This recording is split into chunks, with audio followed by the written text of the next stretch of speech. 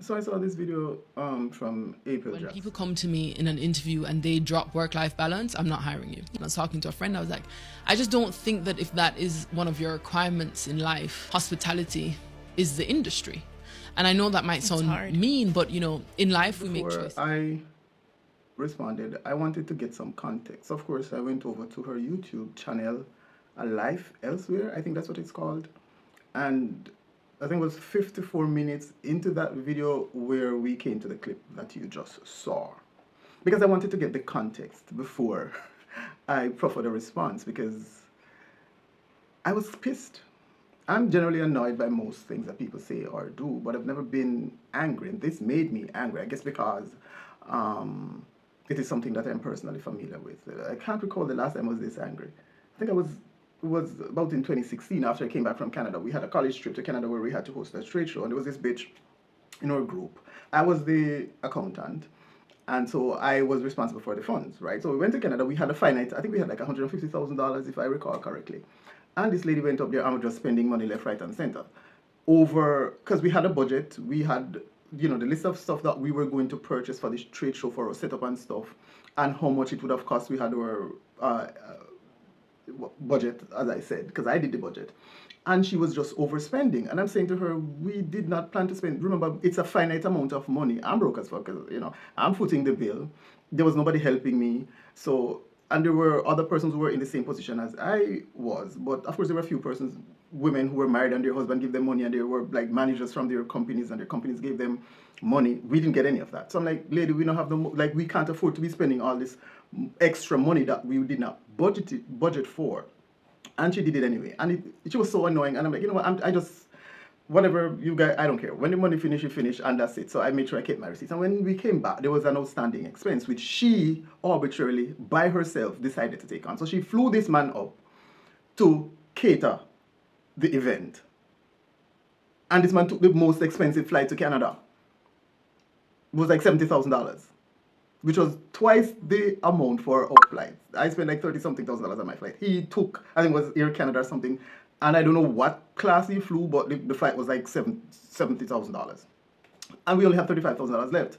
And she was basically making it seem as if I misappropriated the money. I was incensed. And I'm like, I'm gonna punch this bitch in the face. I called my mom. I said, I'm going to jail. I'm dead. Like, I called my mom. I said, I don't want you to get stressed out. Your blood pressure fly up or you're going to drop dead. I'm going to jail because I'm going to fuck this bitch up.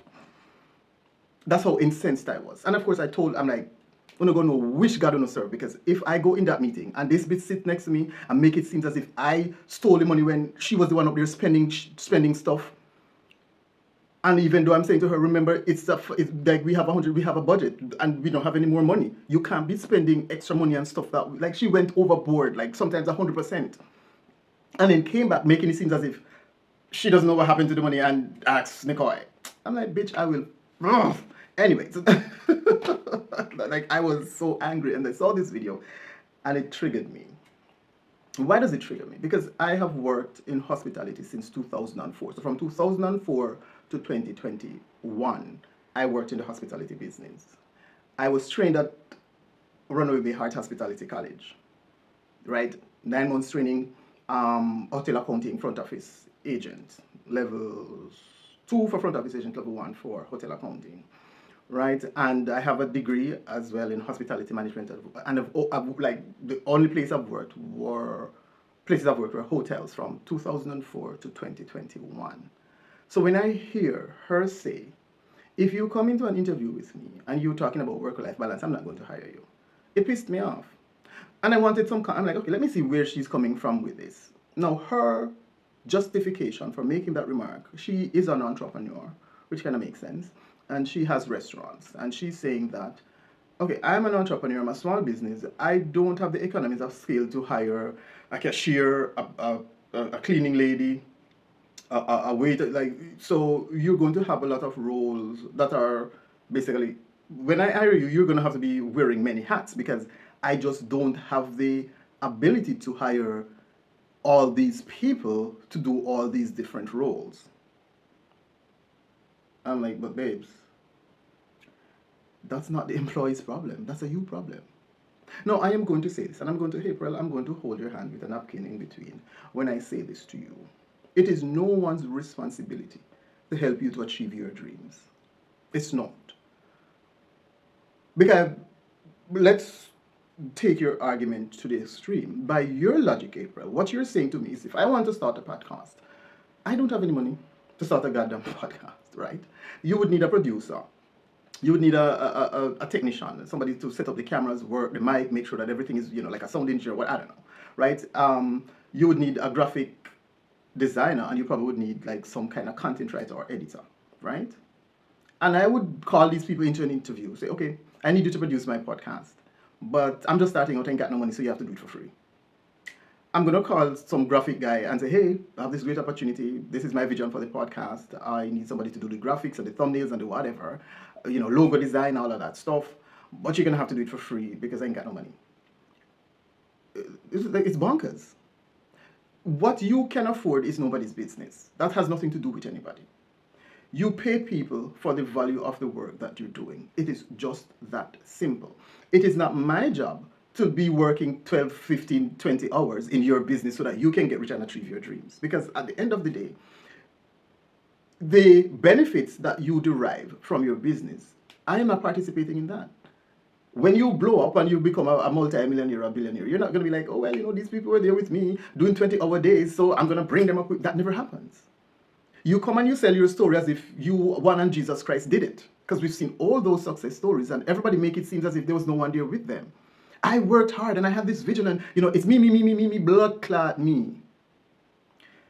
The worker works 40 hours per week by law. What you can or can't afford as a small business is not the worker's problem. That's a you problem. So you have to go fill in the gap where there is a gap because it's your business. And whether it succeeds or fails, you're the one bearing the losses and you're the one bearing the successes. People have their lives to live. I come here to do my 8-hour and go my blood clot yard. Full stop. No, I do, and I'm not saying because I have done it before, but it has to be of my own volition. Above and beyond is not a thing. That is something that I will elect to do on a case-by-case basis as I carry out my duties. It is not something that is supposed to be embedded in the job. When I work hotel, guess what? When my shift done, me get in my yard. No, of course there were times when, at my discretion or at my supervisor's behest, and if I can do it, they'll say, hey, can you do that? And it's okay, fine, it's no problem. But it cannot be a requirement where you're telling me that I need to come work for you and wear 500 different hats, but you're going to pay me the same amount of money. Because this is what happens all the time. You're going to pay me the same amount of money as if I was wearing just one hat. You have to compensate people for the effort that they're putting out. And I've never seen this happen. I've worked for small businesses before, and I worked from Monday to Saturday. And it's hindsight. You work 6 days a week for 12 hours, and you get paid just the minimum wage. And there was no overtime. And I'm like, it's just afterwards, I'm like, but wait a minute. This man owed me overtime pay. I am not going to sit here and condone the exploitation of people. Work-life balance is for workers. The notion of work-life balance being a myth is for entrepreneurs.